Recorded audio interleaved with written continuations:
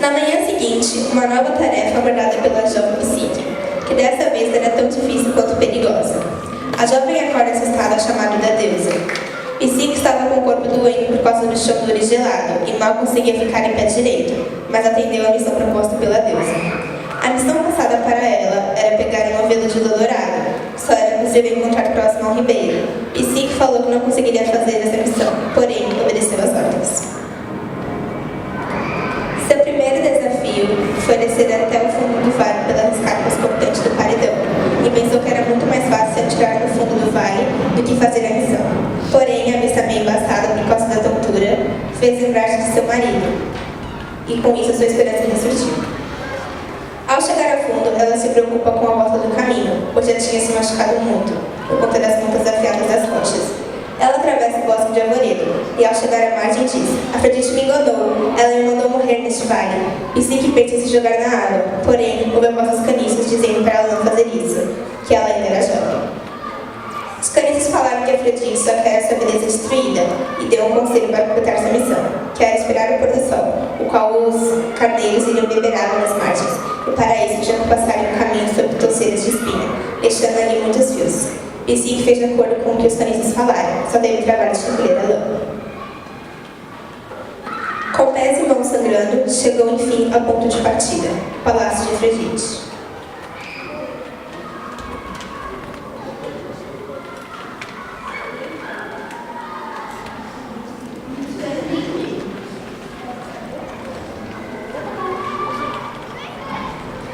Que ao ver os novelos de lã, desconfia que Psique tivesse a ajuda de alguém. Porém, a jovem nega. Afrodite não dá ouvido às palavras de Psique e manda a jovem em outra missão.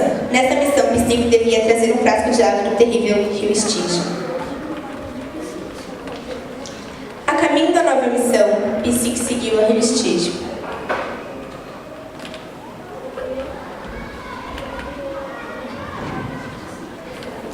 A subida parecia cada vez mais difícil, mas sabia que o maior desafio estava em cima daquela montanha, onde as águas procriavam e mantinham suas ninhadas.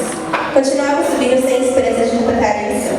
Enquanto estava subindo, percebeu a inutilidade da água, pois seria impossível pegar a água com a correnteza forte que estava. Já estava se sentindo fraco com tontura, mas seu terror aumentou quando viu uma águia gigantesca correndo em sua direção. Psique paralisada, pensava que ali seria seu fim. Ela só não esperava que a água fosse ajudá-la, e assim feito, a águia arrancou em frasco da mão e voou até a cachoeira. Devolveu o cheiro precioso que irrita.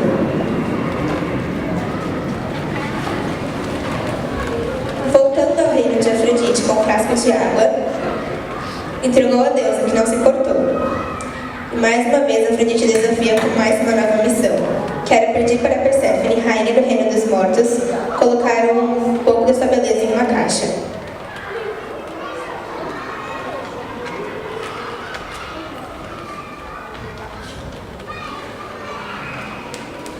Mesmo sabendo que nenhum mortal jamais tinha achado o caminho para o mundo dos mortos, e mesmo quem conseguiu chegar nunca encontrou o caminho de volta, não tinha alternativa, senão seguir em frente. Afrodite comemorava sua vitória antecipada por finalmente ter encontrado uma tarefa impossível. Enquanto isso, Psique caminhava de um lado para o outro sem saber que rumo tomar. Depois de uma longa caminhada, Psique sentiu-se fraca e exausta, para uma região desértica e despovoada. Psique reclamava de que não conseguiria cumprir a missão, quando ouviu uma voz vinda da torre, que se encontrava por perto. Então, tomando conhecimento do que estava acontecendo, Psique, a torre não só ensinou o caminho, como forneceu a fórmula que lhe permitiria chegar ao seu destino e retornar para o mundo dos vivos.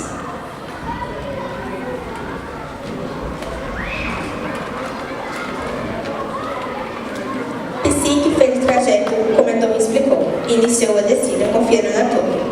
Seguiu em frente até perceber uma claridade. Era uma claridade diferente, opaca, amarelada, diferente da luz do dia. Aquela iluminação doentia só confirmava que estava no lugar certo. Era o Rio da Morte. Psique quietava-se diante do rio tenebroso quando viu surgir o famoso barco. Quando o barqueiro indagou o porquê de Psique estar ali, a mesma vez que queria atravessar, o barqueiro ainda avisou que a travessia não tinha volta para os mortais. Sabendo disso, Psique estendeu-lhe a moeda e confirmou o desejo.